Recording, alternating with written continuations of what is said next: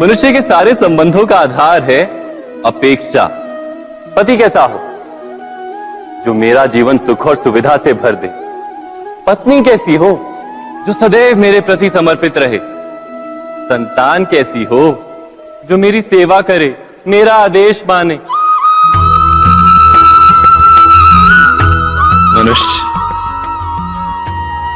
मनुष्य उसी को प्रेम भी कर पाता है जो उसकी अपेक्षा पूर्ण करता है। और अपेक्षा की तो नियति है भंग होना।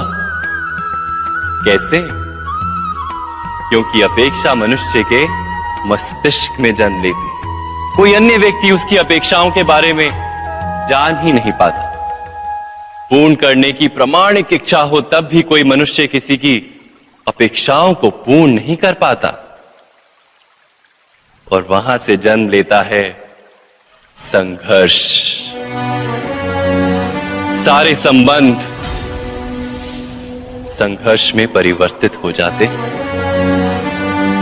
पर मनुष्य अपेक्षा को संबंध का आधार ना बनाए और स्वीकार करे केवल संबंध का आधार, तो क्या ये जीवन स्वयमेव सुख और शांति से नहीं भर जाएगा?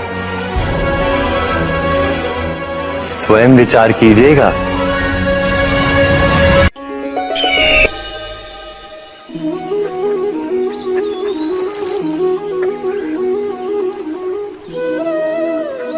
समय के आरंभ से ही मनुष्य को एक प्रश्न सदा पीड़ा देता है कि वो अपने संबंधों में अधिकतम सुख और कम से कम दुख किस प्रकार प्राप्त कर सकता है। क्या आपके सारे संबंधों ने आपको संपूर्ण संतोष दिया है? विचार कीजिए। हमारा जीवन संबंधों पर आधारित है। हमारी सुरक्षा संबंधों पर आधारित है। इसी कारण हमारे जीवन के सारे सुखों का आधार भी संबंध है। किंतु फिर भी हमें संबंधों में ही अधिकतर दुख क्यों प्राप्त होते हैं? सदा ही संघर्ष भी संबंधों से ही उत्पन्न क्यों हो जाते हैं? कभी विचार किया है? जब कोई व्यक्ति किसी अन्य व्यक्ति के विचार अथवा कार्य को स्वीकार नहीं करता, उसमें परिवर्तन करने का प्रयत्न करता है, तो संघर्ष जन्म लेता है। अर्थात जितना अधिक अस्वीकार उतना ही अधिक संघर्ष, और जितना अधिक स्वीकार उतना ही अधिक सुख। क्या ये वास्तविकता नहीं? यदि मनुष्य स्वयं अपनी अपेक्षाओं पर अंकुश रखे, अपने विचारों को परखे, किसी अन्य व्यक्ति में परिवर्तन करने का प्रयत्न ना कर स्वयं अपने भीतर परिवर्तन करने का प्रयास करे, तो क्या संबंधों में संतोष प्राप्त करना इतना कठिन? अर्थात क्या स्वीकार ही संबंध का वास्तविक अर्थ नहीं? स्वयं विचार कीजिए।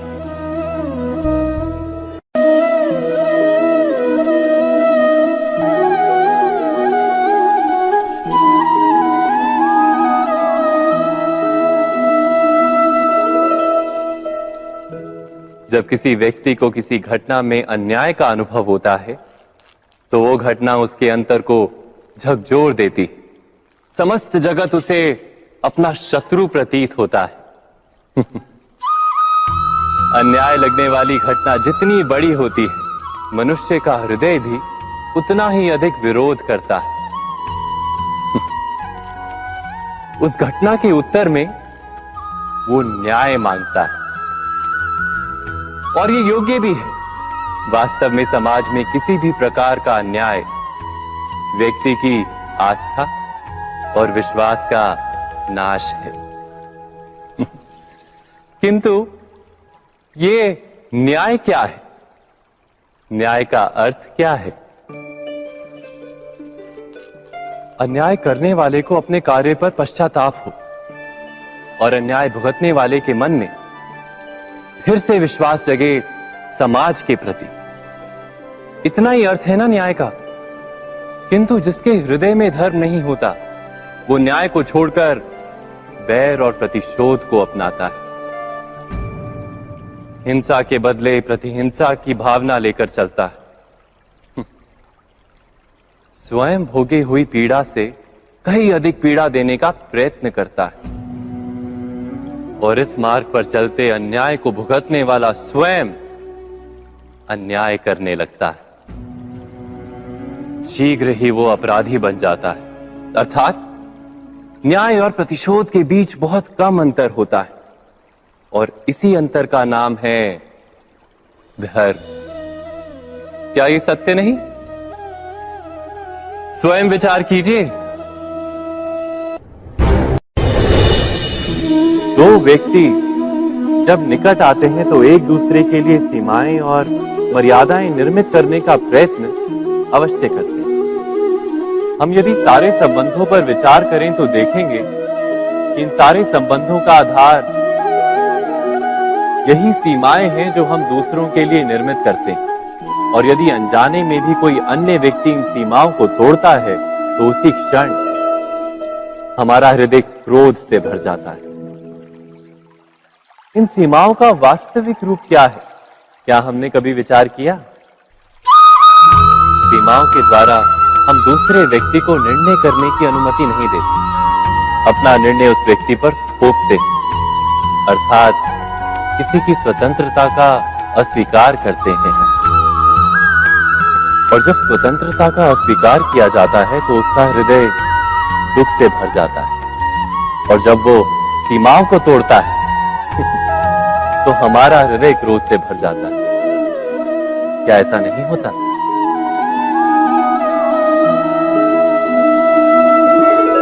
पर यदि एक दूसरे की स्वतंत्रता का सम्मान किया जाए तो किसी मर्यादाओं या सीमाओं की आवश्यकता ही नहीं होती।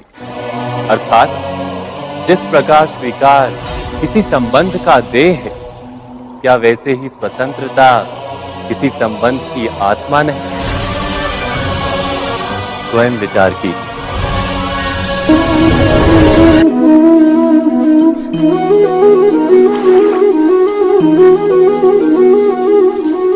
पिता सदा ही अपने संतान के सुख की कामना करते हैं, उनके भविष्य की चिंता करते रहते हैं। इसी कारणवश सदा ही अपने संतानों के भविष्य का मार्ग स्वयं निश्चित करने का प्रयत्न करते रहते हैं। जिस मार्ग पर पिता स्वयं चला है, जिस मार्ग के कंकर पत्थर को स्वयं देखा है, मार्ग की छाया, मार्ग की धूप को स्वयं जाना है, उसी मार्ग पर उसका पुत्र भी चले, यही इच्छा रहती है हर पिता की। निसंदेह उत्तम भावना है ये, किंतु 3 प्रश्नों के ऊपर विचार करना हम भूल ही जाते हैं। कौन से प्रश्न? प्रथम प्रश्न, क्या समय के साथ प्रत्येक मार्ग बदल नहीं जाते? क्या समय सदा ही नई चुनौतियों को लेकर नहीं आता?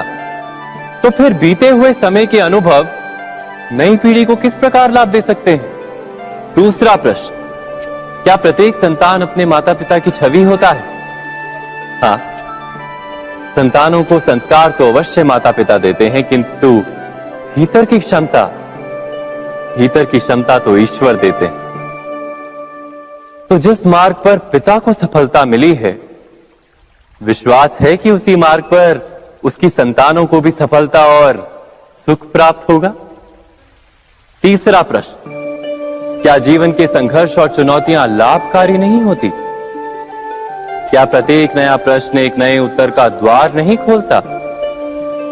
तो फिर संतानों को नए नए प्रश्नों, संघर्षों और चुनौतियों से दूर रखना, ये उनके लिए लाभ करना कहलाएगा या हानि पहुंचाना? अर्थात जिस प्रकार संतान के भविष्य का निर्माण करने के बदले उसके चरित्र का निर्माण करना श्रेष्ठ है, वैसे संतानों के जीवन का मार्ग निश्चित करने के बदले उन्हें नए संघर्षों के साथ जूझने के लिए मनोबल व ज्ञान देना अधिक लाभदायक नहीं होगा? स्वयं विचार कीजिए।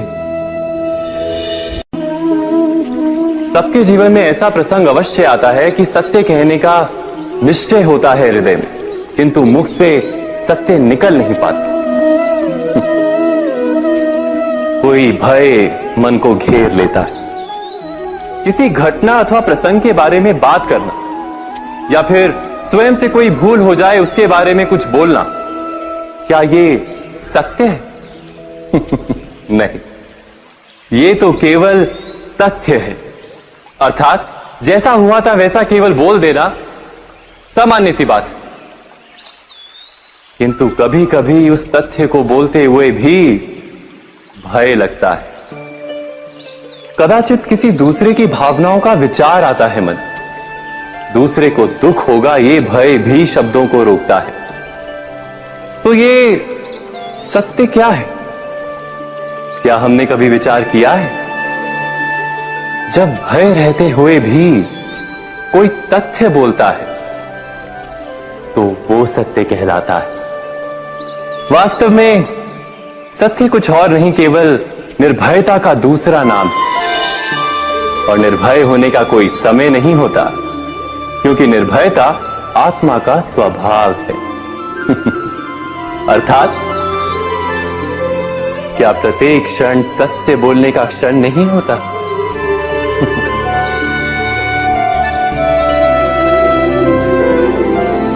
स्वयं विचार कीजिए। जब भी किसी की आशा और इच्छा भंग होती है तो उसका हृदय क्रोध से भर जाता है। जिस व्यक्ति को वो अपना अपराधी समझता है उसे दंड देने का प्रयत्न करता है। पर क्या हमारी इच्छा या आशा का भंग होना क्या सदा ही किसी का अपराध होता है? इच्छाओं के अपूर्ण रहने के तो कई कारण हो सकते हैं। कुछ तो संजोग के कारण अधूरी रह जाती हैं और कुछ नियति के कारण। और कभी कभी इच्छाओं का स्वरूप ही ऐसा होता है कि वो पूर्ण नहीं हो पाती। बिना परिस्थिति पर विचार किए किसी को अपराधी मान लेना न्याय नहीं, प्रतिशोध है। न्याय का आधार तो दया है, करुणा है, और प्रतिशोध का आधार क्रोध, अहंकार। अर्थात हृदय में करुणा धारण किए बिना किसी के अपराध के विषय में विचार करना, किसी को दंड देना, क्या अपने आप में ही अन्याय नहीं? स्वयं विचार कीजिए।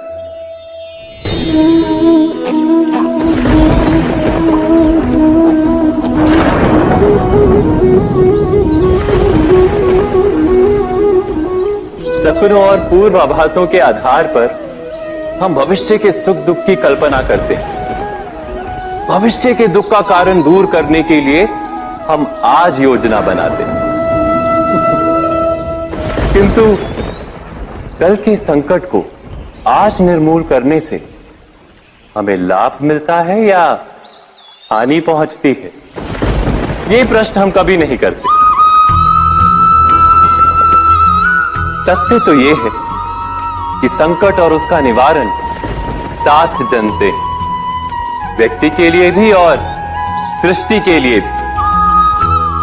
नहीं, आप अपने भूतकाल का स्मरण कीजिए, इतिहास को देखिए। आप तुरंत ही ये जान पाएंगे कि जब जब संकट आता है तब तब उसका निवारण करने वाली शक्ति भी जन्म लेती है। यही तो जगत का चलन है। वस्तुतः संकट ही शक्ति के जन्म का कारण है। प्रत्येक व्यक्ति जब संकट से निकलता है तो एक पद आगे बढ़ा होता है, अधिक चमकता है, आत्मविश्वास से अधिक भरा होता है, न केवल अपने लिए अपितु विश्व के लिए भी। क्या ये सत्य नहीं? वास्तव में संकट का जन्म है एक अवसर का जन्म, अपने आप को बदलने का, अपने विचारों को ऊंचाई पर करने का अवसर, अपनी आत्मा को बलवान और ज्ञान मंडित बनाने का अवसर।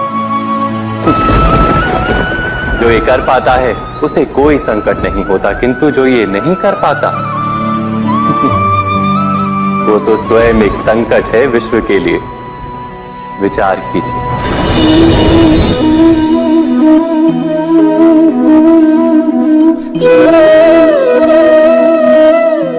परंपरा में धर्म बसता है और परंपराएं ही धर्म को संभालने का कार्य करती हैं, ये सत्य है। पर क्या केवल परंपरा ही धर्म है?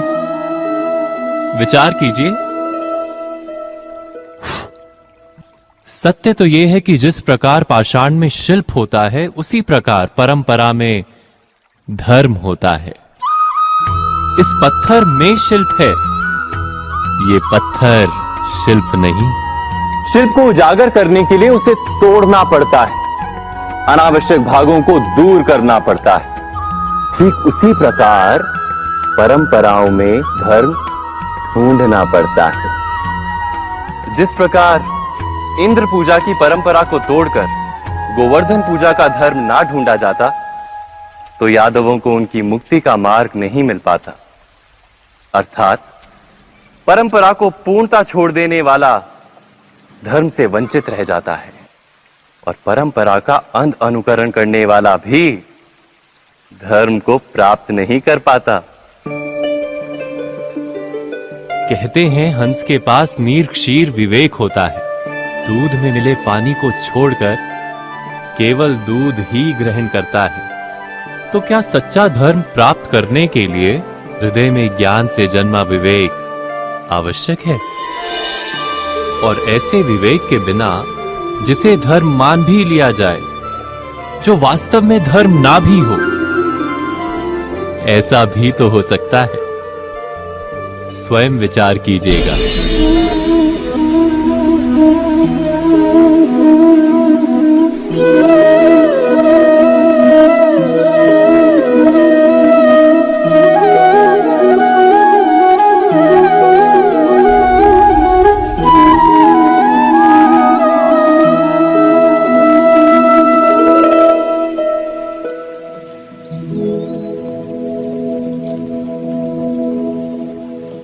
भविष्य के आधार पर सब आज का निर्णय लेना चाहते हैं। भविष्य में सुख मिले, भविष्य सुरक्षित हो, ऐसे निर्णय आज लेने का प्रयत्न रहता है सबका। आप अपने जीवन को देखिए। क्या आपके अधिकतर निर्णय के पीछे भविष्य का विचार नहीं होता? और हो भी क्यों ना, अपने जीवन को सरल और सुखमय बनाने का प्रयत्न करने का अधिकार सबका है। पर भविष्य तो कोई नहीं जानता, केवल कल्पना ही की जा सकती है। तो जीवन के सारे महत्वपूर्ण निर्णय कल्पनाओं के आधार पर ही करते हैं हम। क्या निर्णय करने का कोई तीसरा मार्ग हो सकता है? विचार कीजिए। सारे सुखों का आधार धर्म है, और वो धर्म मनुष्य के हृदय में बसता है। तो प्रत्येक निर्णय से पूर्व स्वयं अपने हृदय से ये प्रश्न अवश्य पूछ लेना कि ये निर्णय स्वार्थ से जन्मा है या धर्म से। क्या इतना पर्याप्त नहीं? भविष्य के बदले धर्म का विचार करने से क्या भविष्य अधिक सुखपूर्ण नहीं होगा? स्वयं विचार कीजिए। व्यक्ति को जब उसके अपराध का दंड मिलता है, तब कभी कभी उस न्याय को देखकर मन कचोटता है। प्रश्न उठता है हृदय में कि जब वो अपराध हुआ था, तब व्यक्ति भिन्न था। उसके पश्चात उसने इतने पश्चाताप किए, स्वयं में इतना परिवर्तन किया, फिर उसे दंड क्यों मिले? पर जहां आघात होता है, वहां प्रत्याघात भी होता है। जैसा कर्म वैसा फल। यदि किसी को प्रेम दोगे तो सुख प्राप्त होगा, यदि किसी की हत्या करोगे तो मृत्यु दंड मिलेगा। जैसा कार्य वैसा ही न्याय। तो फिर प्रायश्चित और पश्चाताप का कोई मूल्य नहीं है? अवश्य है मूल्य। प्रायश्चित और पश्चाताप मनुष्य की आत्मा को बलवान करता है। आने वाले दंड को स्वीकार करने के लिए मनुष्य को तैयार करता है। अर्थात बिना प्रायश्चित के दंड स्वीकार करने का कोई मूल्य है? स्वयं विचार कीजिए।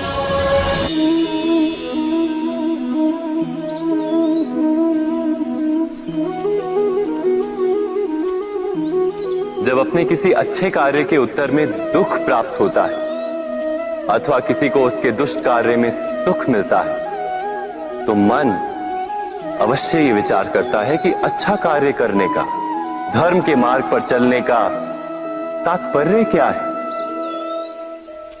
पर दुष्ट आत्मा को क्या प्राप्त होता है ये भी देखिए। दुष्टता करने वाला हृदय सदा चंचल रहता है, अकुलाता रहता है। मन में सदा नए नए संघर्ष उत्पन्न होते हैं। अविश्वास उसे जीवन भर दौड़ाता है। क्या ये सुख है? जबकि धर्म पे चलने वाले, अच्छा कार्य करने वाले, सच्चरित्र व्यक्ति का हृदय शांत रहता है। परिस्थितियां उसके जीवन के सुख में बाधा नहीं बनती। समाज में सम्मान और मन में संतोष रहता है सदा। अर्थात अच्छा बर्ताव भविष्य में किसी सुख का मार्ग नहीं, अच्छा बर्ताव स्वयं सुख, अथवा बुरा बर्ताव भविष्य में किसी दुख का मार्ग नहीं। अधर्म उसी क्षण दुख उत्पन्न करता है। धर्म से सुख नहीं, धर्म स्वयं।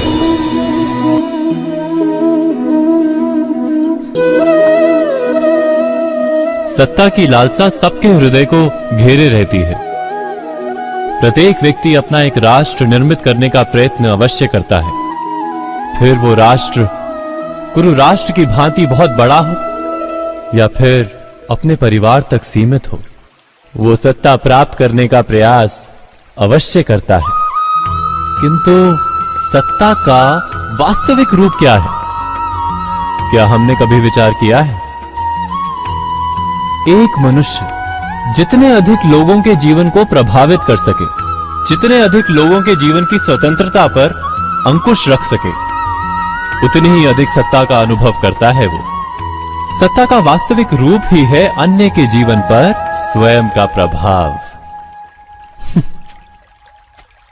किंतु क्या वास्तविक प्रभाव प्रेम, दया, करुणा और धर्म से निर्मित नहीं होता?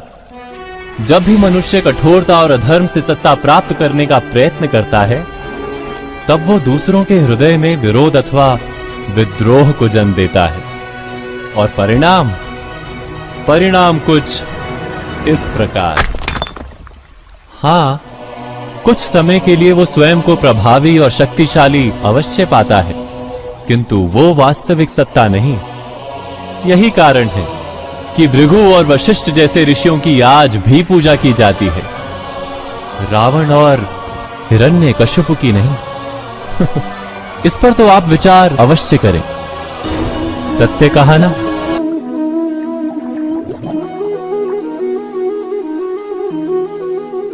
इस संसार में आने वाला प्रत्येक बालक संपूर्णतः संस्कार रहित होता है। उसके अंतर पर ना किसी अच्छे संस्कार के चिन्ह अंकित होते हैं, ना ही बुरे संस्कार के। अर्थात जन्म से बालक में ना कोई गुण होता है और ना ही कोई दोष। तो ये दोष अथवा गुण किस प्रकार प्राप्त होते हैं? क्या हमने कभी विचार किया है? जो बात माता पिता के मुख से निरंतर सुनी जाती है, वही बात उनकी संतानों के हृदय का संस्कार बनती है। जैसे किसी गांव में नदी तट तक एक पगडंडी बन जाती है केवल उस मार्ग पर बार बार चलने के कारण। अर्थात माता पिता के हृदय की इच्छाएं उनकी संतानों के हृदय का दोष अथवा गुण बनकर जन्म लेती हैं। क्या ये सत्य नहीं? पर फिर भी जब उनकी संतानों में कोई दोष दिखाई देता है, तो माता पिता आश्चर्य और दुख से भर जाते हैं। माता पिता का हृदय ये प्रश्न करता है कि उनकी संतानों में ये कुसंस्कार आए कहां से? सत्य तो यही है कि माता पिता अपनी संतानों को अनजाने में ही कुसंस्कार के बीज दे देते हैं, जो उनके संतानों की हृदय भूमि पर कुसंस्कार का वृक्ष बनकर उगता है। अर्थात अपनी संतानों को सुसंस्कारी और धर्ममय बनाने की आशा रखने वाले प्रत्येक माता पिता को प्रथम अपने हृदय की इच्छाओं पर अंकुश रखना क्या अनिवार्य नहीं?